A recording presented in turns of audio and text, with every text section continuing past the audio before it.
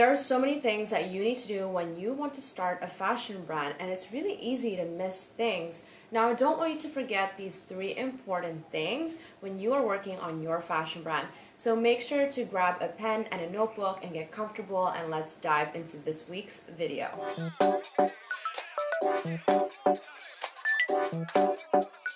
Hey guys, I'm Stephanie and I'm the host of the Start Your Fashion Business channel. If you are new around here, then I want to give you a warm welcome. If you want to learn about all things fashion business, then you have come to the right place.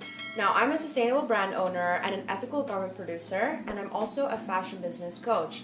I decided to create this channel so that I can share my fashion business tips with you so that you can start a successful fashion business.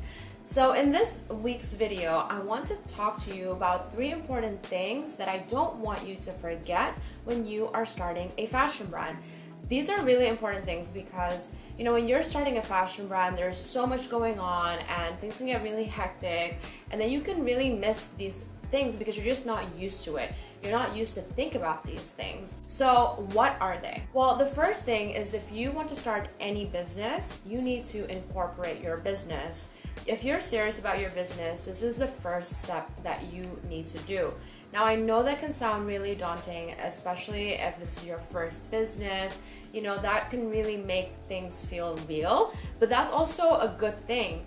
It really means that you're really preparing yourself to scale for the long run. So don't look at it as something that is daunting. Actually take it on as a challenge that is really going to help you grow more confidently as an entrepreneur. So like I said, you need to incorporate your business because you need to figure out the legal aspects from the very beginning.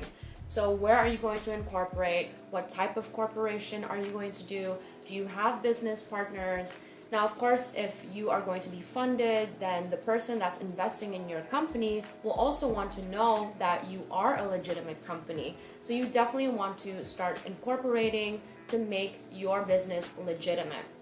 Now, there's a ton of wealth online. Of course, if you want to go to Google and just Google how to set up a business, there's going to be a lot of resources there because it will really depend on where you're doing your business, where you live, and also the long-term vision of your business. So guys, make sure to do this at the very beginning. Now, of course, there's going to be fees associated, so you really want to be prepared and factor this into your budgeting. Okay, so number 2.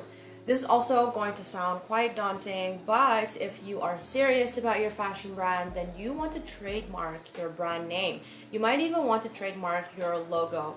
Now, of course, you might do the name first and then trademark your logo later. That's completely fine. What you want to do is talk to someone that really understands the trademark laws so that you can make sure that your brand name is actually available for you to use for your business. The worst thing that can happen at this point is that you get a brand name and then later down the line, there's already a business that trademarked this name and then they come towards you and ask you to change your business name. So you really don't want to do that. Now, I do want to say something. You necessarily don't have to have the same company name and the same trademark name because you can incorporate your company and have a DBA, which is doing business as.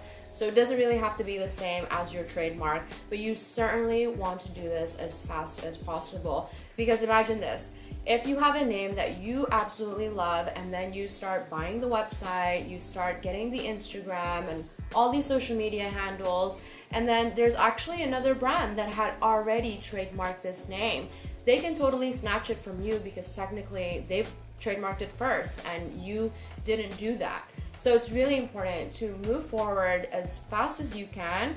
And I'm not trying to scare you or anything, but I've definitely come across so many instances with my people that I worked with and people that I've done fashion business with whose brands they had to basically change because they didn't trademark the name. And it gets really annoying, especially when you get to this next step.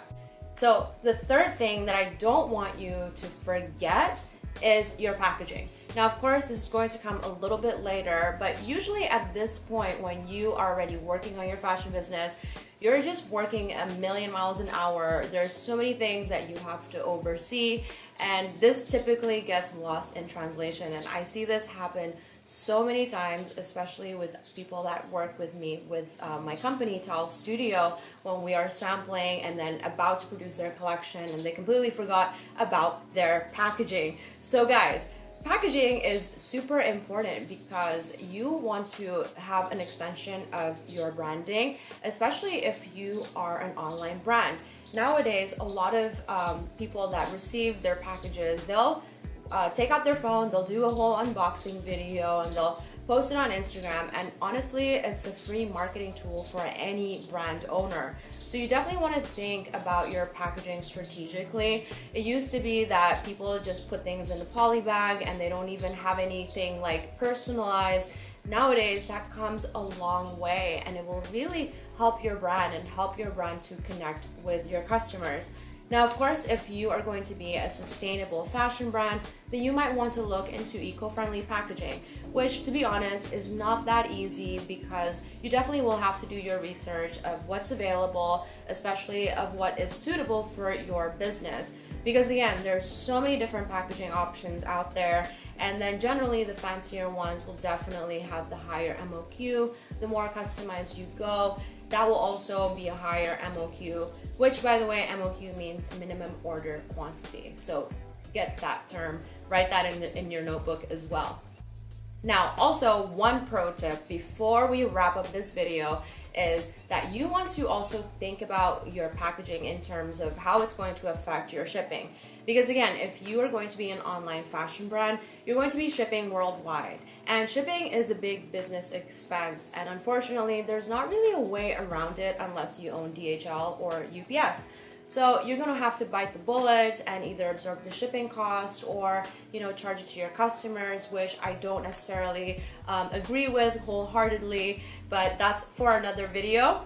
So you definitely want to think about how this packaging might affect your shipping costs, because of course, if you have a beautiful box that looks amazing, yes, it's going to be really helpful for your branding, but then by the time you actually ship it to your customers, if they live in Alaska, that shipping is going to cost so much money because of this box, and that's basically going to really, hurt your expenses, and it might not be worth it for you depending on the price points of your brand. So you definitely want to do your research as soon as possible. As soon as you know what products you are going to be making, start thinking about the packaging, start thinking about how this is going to affect shipping. So guys, those are the 3 things I don't want you to forget when you are working on your fashion brand. There's going to be a million things that you need to do, and as a solo business owner or a new business owner, it can be overwhelming. So make sure you write your entire checklist so you don't forget anything, especially these 3 things that we just discussed. Now, if you have any questions, you can pop them in the comment section below. You can also join my free Facebook group to connect with other like-minded fashion entrepreneurs. And of course, if you want daily fashion business tips, you can always follow me on my Instagram at Start Your Fashion Business. Now, before I go, I also want to invite you to check out my free masterclass, because if you want to become a brand owner, or maybe you have just become a brand owner, but you're realizing that you don't really have a solid footing on the ground, you want to check out this free 60-minute masterclass where we'll basically do a deep dive on what it really takes to start a successful fashion brand, especially if you want to have a strong branding and emotionally connect with your customers. That's really important in this climate because people are not just buying products, they're buying stories, and they're buying the connection with the brand and what your brand stands for. So guys, if you are really serious about your fashion business, then I really want to urge you to check out this free masterclass. And there is a link in the description box below as well. So do check that out. And don't forget to give this video a thumbs up if you liked it. And make sure to subscribe to my channel because I do drop a lot of content on fashion business. So I don't want you to miss this. So turn on the bell notification and I will see you guys next week.